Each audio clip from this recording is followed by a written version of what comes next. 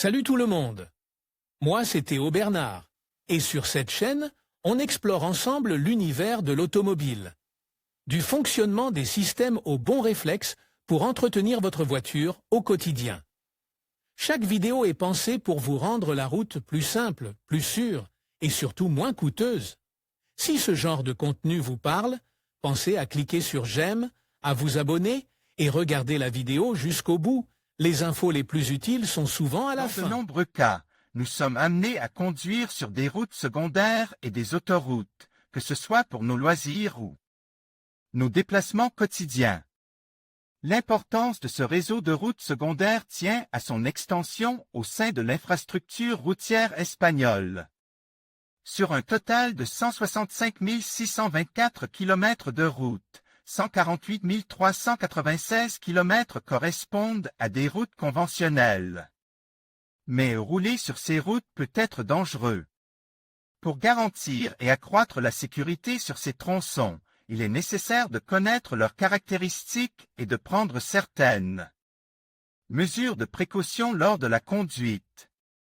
Comme il s'agit d'itinéraires peu fréquentes, ils sont souvent en dommages, en mauvais état en raison de leur ancienneté ou mal signal.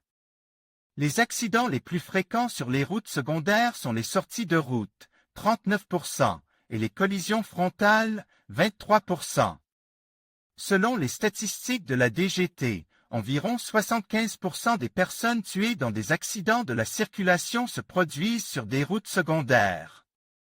Le nombre total de décès dans cette catégorie en 2019 est de 800. En 2020, en raison du confinement, le chiffre tombe à 670 décès, soit 16% de moins que l'année précédente.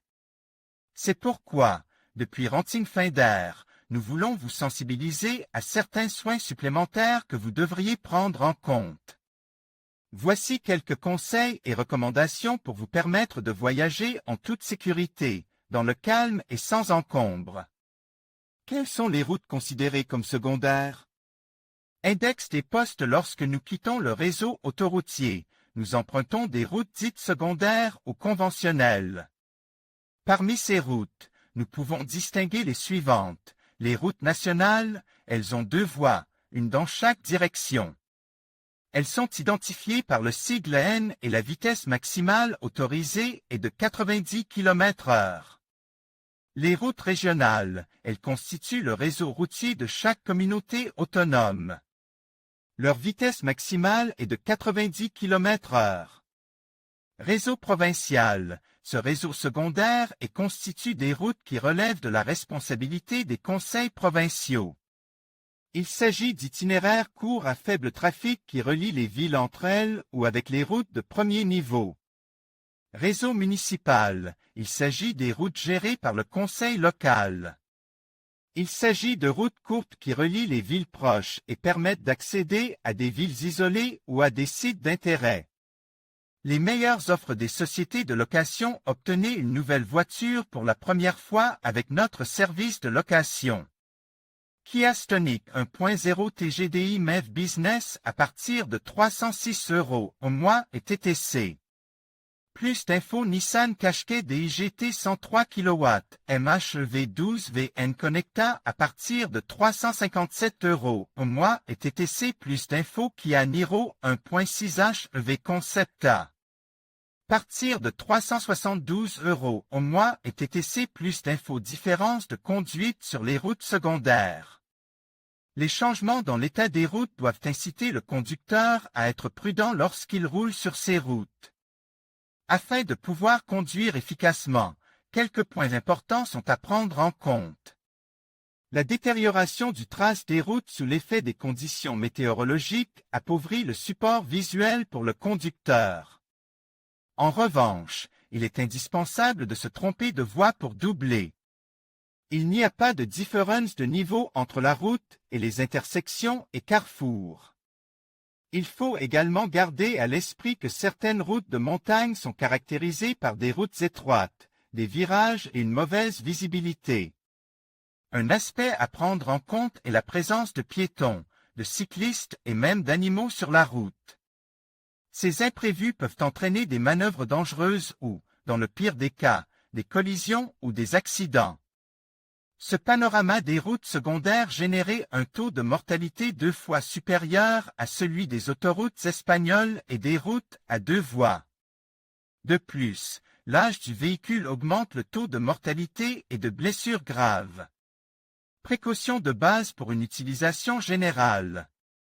Pour éviter les événements imprévus décrits ci-dessus, nous vous recommandons de suivre les conseils suivants. Le système d'éclairage doit être vérifié avant tout déplacement. Il est important de se rappeler que la visibilité de la route et notre présence sur celle-ci dépendent dans une large mesure de l'éclairage. Un contrôle général du système de freinage de la voiture n'est pas moins important. Il est nécessaire de vérifier que les capacités du véhicule sont en mesure de répondre aux exigences particulières de ces routes. Éviter la consommation d'alcool ou de drogue est une condition préalable à la conduite. Sur les routes conventionnelles, un niveau d'attention plus élevé est requis pour la conduite. L'utilisation correcte des ceintures de sécurité fait partie du protocole strict pour tous les occupants de la voiture.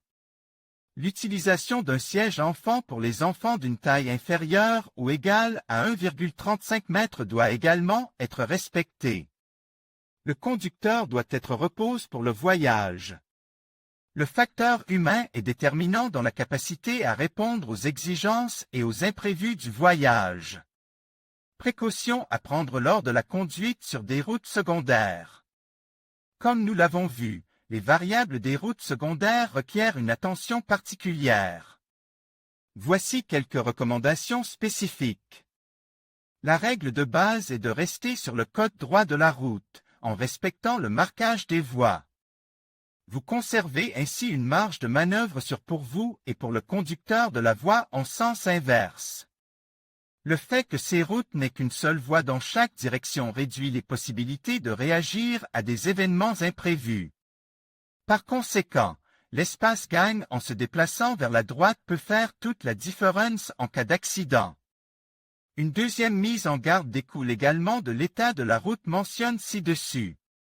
Dans ce cas, le conducteur doit être prudent lorsqu'il dépasse un autre véhicule car, pour ce faire, il est obligé de s'engager sur la voie en sens inverse. Il doit attendre d'avoir une bonne visibilité de la route et suffisamment d'espace pour manœuvrer. En revanche, la conduite sur des routes comportant des courbes, des bosses, des carrefours et des passages à niveau nécessite de garder ces distances.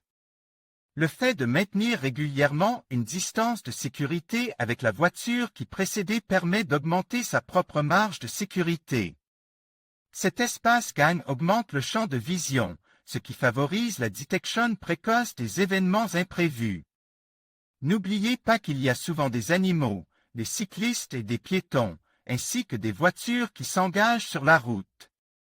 Un détail quelque peu sous-estimé par les conducteurs est de garder leur feu allume. Cette habitude a pour but d'alerter les autres conducteurs de la présence de la voiture. La visibilité des autres est bénéfique.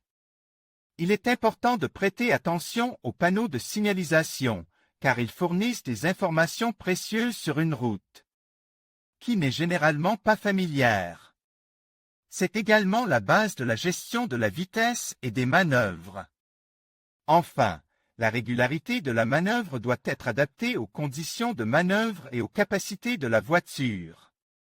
Le bon sens et la prudence sont généralement d'excellents compagnons de route. N'oubliez pas que le leasing est synonyme d'accès à des voitures neuves équipées des meilleurs systèmes de sécurité, d'une assurance complète et à un prix très abordable. Vous pouvez consulter les meilleures offres de leasing automobile pour les particuliers ici. En conclusion, respecter les règles de conduite sur les routes secondaires est essentiel pour assurer la sécurité de tous les usagers. En étant attentif, en respectant les limitations de vitesse et en cédant le passage lorsque nécessaire, nous contribuons à réduire les risques d'accident. N'oublions pas que chaque geste compte pour rendre nos trajets plus sûrs. Restez vigilants et conduisez prudemment. Merci de votre attention et à bientôt sur nos routes.